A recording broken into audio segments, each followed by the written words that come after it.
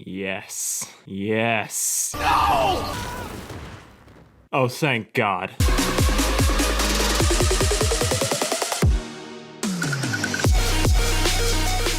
Today is the day.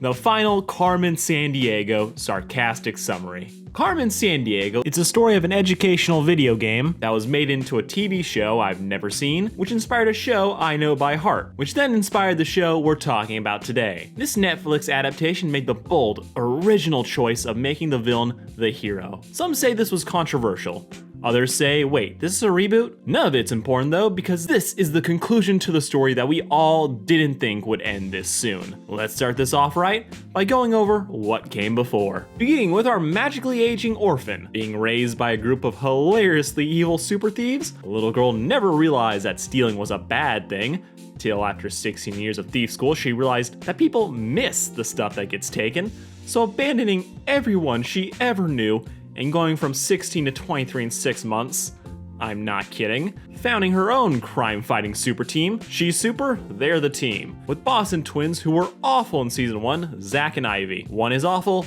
the other one's Ivy. While being coached along by a kid named Player who might be a vampire because he hasn't aged since he was 8. Working together, they kept Vile from stealing historical treasures while giving back to the poor, checking off all the good guy boxes. Eventually joined by Shadowson, the school's Professor Snape, who found Carmen as a baby after watching the police kill her father, who was also a thief. But he's dead, which automatically makes him a saint. Carmen is now on the hunt for her mother, now she's not. And of her old school friends, the big brother figure got his mind wiped by the anagram for evil. During all this, Father Killer Chief has been leading the super police and recruits massive idiot Chase Devno, who's finally realized Carmen isn't the bad guy. We also have Julia, the character everyone thirsted to see Carmen with, and I'm still It's fine. It's fine. Jules is doing her own thing, and I'm doing mine, because this season was pretty good. Even if the last 2 episodes were stupid. Episode 1, the China crimes we're allowed to talk about. Picking right up from where the underwhelming 3rd season left off, mandatory guy friend Graham is abducted by Acme. The Vile office is ruining my best friend squad by trying to get rid of Roundabout. Mini evil Dr. Bellum is mind-wiping done-goofed Neil's memory. Thankfully for this plot, the brain scanner isn't working, so the sassy Asian gets a shot at redemption by robbing other villains. Red Heroine Carmen is on the scene and trying to stop Vile from kidnapping a party member in charge of the gold reserves. He's showing off the wonders of the Forbidden City and being rich, because this dude has an entire national landmark cleared for his own personal tour. Vile wants him to get the gold and straight up admits what they're trying to do. To slipping Mickey, they're heading your way. That went over so many people's heads, and I don't know whether to cry or applaud it. My Body Type Neil and Lady Poison are on the scene, putting a Mickey in the tea while speed fighting, with such fun matchups as Eel in a China Shop and every divorced Asian couple. Super Teen 23 pops in to lend Carmen a hand, while everyone else is being awesome. The other people do what they do best, being awkward. We're from Boston. We know all about tea parties. Daddy What Human Rights is an idiot and performing in an opera. This is where Vile's Plan B will take place, with their all-star lending a hand. Dude gets successfully Mickeyed this time with poison makeup, and the mime takes his place, lip-syncing his way through the performance, transporting the real one so that they can heist the Chinese gold reserves, only for Neil to get heisted himself. There's a couple fight at the opera, which reaches its natural conclusion. Better Mulan beats up the silent bitch. The wheel has stopped turning on the roundabout, while Eel lives to meme another day. Also, during all this, Crackler has been politely snitching up to the feds. But he doesn't have the answers they're looking for, and almost gets let go, until, in a great callback, Grows on You Devino recognizes Crackle Pop Ozzy, making this the season where everything is the fault of the French. Episode 2, the Ivy episode where, wait, what was I talking about? After 4 seasons, the show finally caved and is doing an Austin Powers parody. Yes, that's what they're referencing, shut up. Dr. B is being a pint-sized murder machine with her murder machine, while the adults are rethinking their friend group. Back at the other base, Rockin' Workout where Carmen is getting her team together. Yodelay, who will take care of Shadow-san? Deciding on a girls' trip because life hates Shadow-san. Heading to Bavaria, they talk about a bunch of places I've been. They somehow bring up Oktoberfest without mentioning beer. Zach would have a field day with all that food. Yeah, he would. In Munich, Ivy runs into the rare Troy Baker character who isn't your dad. The Great North Ivy is getting into character, only for her bad accent to be pretty on the money. Silly face. And the silly sounds that came spitting out of it. If she were bold enough to interfere with me, I would crack her like a little red pistachio. Ivy gets trapped without backup, player breaks quarantine for the horrors of public school, and Shadowsun silently prays for death, or Zax, whichever comes first. Vile's master plan for getting the gold past customs is hiding them in chocolate. I wish that was a joke, because that is just the dumbest plan I've heard out of these people so far. Like, do you know how heavy gold is? Okay, so Ivy is doing a decent job till Gold member ambushes Carmen and causes at least 3 people to have their awakening. Girls still get the W though. After that, we get some post-workout shipping fuel for everyone that cares about that kind of stuff. It's me. I'm someone. Finally, we come back to that other guy getting the worst in French interrogation tactics. Talking to a Frenchman. Being YouTube critics and pointing out the holes in his origin story, things seem to be going pretty good for him. Getting bored, they strap a shock machine to his head, which, surprise surprise, unlocks his criminal memories. Breaking out of prison after humiliating the overhyped police, Little Crackle calls his professors for a ride home. Because this is the plot we care about now. Episode 3, Terminator. They built the Terminator and wasted it with stealing. Ozzy is teetering between kleptomania and being a nice guy with an overpriced haircut, stealing from a child, his mother, and breaking into their house. He gets locked up by the Icelandic police. This will be the first and last time you'll ever hear anyone talk about the cops in Iceland. As characters are doing their thing. Oh, see? Too many toys. Drunk Troy Baker, My Queen Cleo, and every Southern joke. Every Southern joke? Yeah, every Southern joke. Deciding to send out the robot. Hitting up Singapore, living gap year Carmen has her hands full admiring the scenery while trying not to get murdered, failing to stop the machine but gets lended a hand instead. Car's a bit surprised when her tech support talks about the other guy she knows, who is doing time in ice prison. We get some more facts about European Canada. Most importantly though, everyone, and I mean this, everyone, speaks English, and I demand to know why. Also, there's a ban on turtles. Jar Jar Zach uses this fact to distract the cop, giving Carmen time to meet the other guy she knows. Fanboy is trying to understand the situation, but Lady is just not interested, locking him up. She goes back to meet her Oni-chan, who is struggling with all the post-sap clarity. Then the Cold War cleaners show up, drugging the lady to make it a fair fight. With this somehow being one of the tensest moments in the show. She holds her own as well as you'd expect. Boris and Vlad, who might be clones or robots, retreat, leaving the extraction to the real robot. Also, these two need to be mutants because they go from here to here in 15 seconds. Basic guy gets grabbed, and Carmen has a new damsel to rescue. I knew this scenario would happen, and I kind of figured it would be him. Episode 4, Winterwear. How to be fired while freezing to death. Light Hope is grilling Frenchie about all the stuff he didn't see. No mention of how extra the hole is in the roof. Fully willing to admit he doesn't know everything, Chase goes to ask a certain mouse what to do about all this Carmen business. What a coincidence. Back in the Himalayas, professional creepy Uncle Maelstrom has joined with Dexter's lab so that he can mentally destroy Crackle all over again, showing him a bunch of home videos and ink block tests, forcing the pretty boy to slowly start to remember his life of crime. And he may be all the worse for it. YOLO Carmen is skydiving to rescue her high school friend, while back in Canada, Player's school has to shut down after an infestation of Americans, landing without a hitch. Almost. Winterwear is a go. Sneak mission is surprisingly easy. Barely an inconvenience, some would say. Stumbling into Droid Factory, this massive operation is glossed over to get to the personal drama. It's Crackle. You're not evil. I was fucking brainwashed. Let me be Crackle, does the whole I don't want to fight you bit. Carmen gives her response.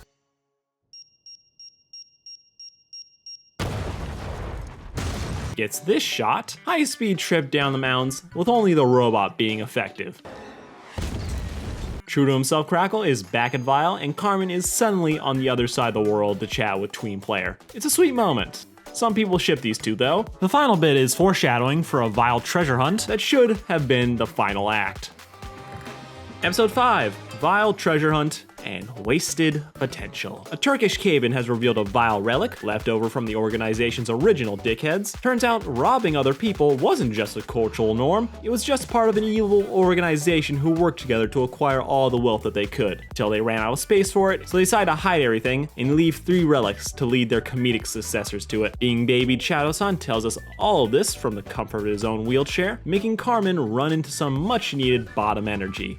This is El Topo. He's a mole who likes to play in holes. Running away, he flies high with his let's keep this Netflix safe and say life partner. Twink Lashev wastes time taking normal hetero selfies with his friend. Nice normal times get ruined by even gayer ones as Carmen nabs the artifact and leaves Topo to gently caress his friend's arm to soothe him. Again, they're just friends, stop reading into everything. Now with the artifact safely in hand, they realize that the message isn't in English, forcing Carmen to go to her favorite professor, enlisting Julia's aid in translating the artifact. Catching up with another old friend? Oh, it's just lunch. Goddamn right. Discovering the location, we skip all the detective work so that Maelstrom can just immediately say he knows where to go. Thank you, selfie. Hyping up one of the founders of Vile, which seems like it will be part of a recurring trend. It is not. Norse and proud Maelstrom is joined by Southern Hospitality. They've given up on their operatives, so they're just gonna do the rest of this by themselves. Though I find their lack of faith disturbing. Like Tigress, yeah, ignore her, top and bottom, cute, but they don't get the W's. But really, think of all the people they're ignoring, like Spinfoot and Fly. Oh, no, I can't say that with a straight face. Get me away from them. Shadow is back in action. Finding the hidden chamber, the twins have actual consequences for their stupidity, but are still rewarded for it because they're white. Discovering the ship and the artifact, with Team Odd Couple showing up and playing with their new toys. It's a four-way disaster flick with Ninja versus Viking and Maelstrom making his getaway. Vinland Saga is a bit too much for the cave to handle, especially with Shadow using hacks. It's foreign, so they can get away with bullshit. Cave collapses on Carmen's parental figures. Brunt nearly drowns, but is able to kid show her way out of it. Catching the evilest character trying to make his escape. Is this foreshadowing? No, it is not. Also, Shadow's alive and shenanigans let Carmen's crew get a copy of the directions. Episode 6. That's it? Continuing the Vile faculty robbing their own countries, Bellum is here with Mind Bomb to watch Carmen steal the artifact. Enraged are green enemies who are not happy with the situation. Also, just realized Cleo's lipstick is the same color as her hair. Mad at being beaten to the punch, they use their billion-dollar organization to use Google, capturing Jules and heading to Egypt for the final secret location of the treasure. Big Red is worried about Jules not calling her back, so hacks the school to call her at work only to find Devino in her office. The idiot drops everything to join Carmen by lying to his boss, who takes pity and tries to order him some soup. Now, with the most awkward pair doing their best to save their mutual, while the villains discover a secret chamber in the pyramids. You know, those wondrous buildings not built by aliens. Chases his regular distracting, irritable self, leaving Jules to Carmen, who gets distracted and jumped by the janitors. Somehow, Chase beats Tigress. The Vile treasure hoard has been uncovered. We could go over the pointless argument of who deserves the ancient treasure, the ones who made it, or the ones who last historically owned it. Making himself useful, Chase calls the cops and sends Vile running, or slowly walking out of the room. Chase completes his character arc by letting someone else take the spotlight, and Jules gets recruited back to Acme, while also setting up a meeting between Chief and Red. Having their coffee date, Carmen wants Acme to find her mother in exchange for telling them where to find Vile. Our hero, everyone. Creepy Europeans jump Carmen, and so ends the finale that should have been. Episode 7, we've been bait and switched. Chase and Jules are back to being partners again, with their new assignment being to find Carmen Sandiego, his mother. Best girl gets brainwashed into thinking she's evil. Shadow Daddy is hallucinating about his baby girl on the island, because why not go all the way back there for this? Then heading to the next heist in Vienna, the only place in Europe I would skip. I got screwed out of going to the opera, and I'm still salty. Vile class reunion is a go. Lost her charm Carmen is now a douche, because we can't have evil be fun, unless you're anyone else. Carmen's new backstory is that she graduated from Vile, Shadowsun betrayed them, and everything she is came from the faculty. Robbing a museum, Juliet is getting the respect she deserves, with nothing but support from her partner. Shadow gets captured, Carmen is stealing everything in sight, Thieves Guild is most impressed, everyone is enjoying a post-heist fun. Things get tense again when player points Boston to their leader. Meeting Zack for the first time again, she tries to kill him. Luckily for him, Shadowsun's there for the save. Acme is over this on and off again relationship. After 6 months, Vile decides to triple down and keep betting on Red, making her a member of the faculty and telling her how Shadowsun, the traitor Shadowsan, went and stole his life. Just say killed. Just because it's on brand for a school of thieves doesn't mean it's not dumb to say. Episode 8. It's a good ending, but it wasn't the best ending. Evil Hat is not taking the fake news well, angrily staring at thunderstorms, reflecting her mood. Brunt gaslights her daughter for more hugs, because parents? Out in the real world, Acme has figured out who Carmen's mother is. I don't know.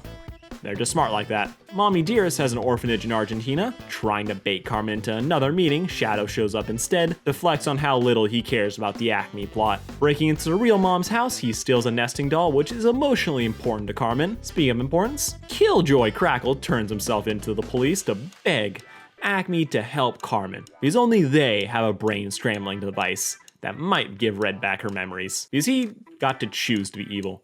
She didn't, and that's really just the only reason he's doing this. Redheads are wasting time rebuilding their car while being unsure of their next career path, because we need to set up their ending somehow. Setting a trap with the first item we ever saw Carmen steal. Heist is a go with the bottom bitch Tigress being relegated to comedy where she belongs. Getting caught, Electric Idiot steals the head device. Dynamic duo try to help Carmen, who only has enough time to beat their ass. They get one good shot in before getting wasted. Crackle, deciding now's the time, gets Carmen her new headwear, but this doesn't work immediately. Also, rip Devino's car. All the memories are coming back, so perfect time for Shadow to make his reappearance. She fails at killing him because she can never lose without a handicap. And this handicap is nostalgia. She doesn't take it well, but Chief and Devino talk with Carmen, who decides, you know what, we've wasted enough time. I'm just gonna give you guys all the vile details. Police raid the building, with Mama Bear getting caught in a baronet, Dexter picked out of the sky, Maelstrom's alibi options, and Cleo's 4 wines past caring. Tigress rubs the stupid in their faces. Promote Carmen to vile faculty. Truly spectacular idea, ladies. Shut it. And so ends my favorite villain group in a disappointingly anticlimactic way. At least my mom gets the final word. Shock Therapy is still alive. He set his baton to only stun, so yippee for him. Chief lets him go free to pillage the world to his heart's content. Shadow gives the "Where are they now?" section. Cleaners have somehow escaped and are hiding as cleaners. Mole and Goat now own a taco stand together, which fits. And Carmen finally gets a chance to see her mother. Also, there's a whole speech about how Carmen inspired young people. It's totally talking to the audience, which is great, but it kind of feels unsupported by the show, because we never see these yahoos again. And I'm just gonna assume at least one of them dies on the job. Then, in the funniest part of the finale, Shadow and Carmen just ditch Zach and Ivy. Like, what the fuck is this? Like, they were with them the entire show and they just leave a note. The disrespect. I'm like, I know Zach deserves it, but Ivy should at least get a face chat. But whatever, these two get to move on to their happy endings, with Shadowsun reconnecting with his poorly aged brother, and Carmen meeting her mother. So, and as a final epilogue, comedy duos have joined to form a quartet, and the story goes on. Too bad we'll never see it. There's just some quick final thoughts. Probably gonna do a full review of this show later. I like this season. Isn't the best, but it was satisfying to watch. It had more of the fun action that I crave, with more gorgeous backgrounds that make me want to book a ticket immediately. It was nice to see Graham get brought back into the story and stay true to his roots, because this dude was always a thief, and to have him become one of the good guys because of brainwashing wouldn't have felt right. Also, Julia's back, so hooray for that. And I just loved Devino being just fully supportive of her by the end of the show. Him going from this to this is probably the best character arc this show has. It's not huge. It's not him going through massive hurdles and doing these huge acts to redeem himself. But it's more of him just slowly correcting his behavior and learning to accept outside information. Which is kind of the stories that I think we need more of today. I still think Acme was a waste of time. They play an important role in the story, but ultimately they feel more like a mechanic of the plot than a force that than a group of characters I'm invested in. Watching them flip-flop on whether they trust Carl or not was always a waste of time. And speaking of wastes, I did not care for Evil Carmen. Miles' competency fluctuates way too much over the whole series, and to have them be able to track Carmen, kidnap, then brainwash her, I'm like, why didn't they do this earlier? Like, did it really take them losing all this money for them to suddenly like, oh no, wait, we can do this other thing that would totally change the balance? Evil Carmen also just kind of bored me, because when she's evil, she's just kind of a dick, without the fun charm that made her a great lead. Which is the point, because you don't want people to like Evil Carmen, But this is a plot where I know it's gonna be reversed, so it kinda just feels like a waste of time and had me checking my watch way more than it should. I was happy to see her get her memories back and Crackle getting zapped really ratcheted up the tension, but I never thought for a second he was dead.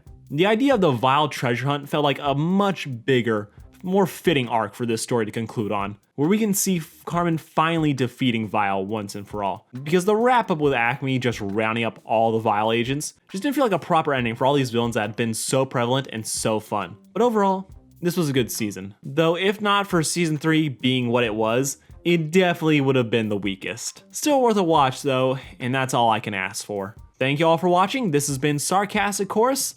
Like, share, and subscribe to help free me from the vile clutches of the YouTube algorithm, and tell me down below who's your favorite character, and fight me on why it's Mind Bomb. Love you all, peace out, and catch you all next week.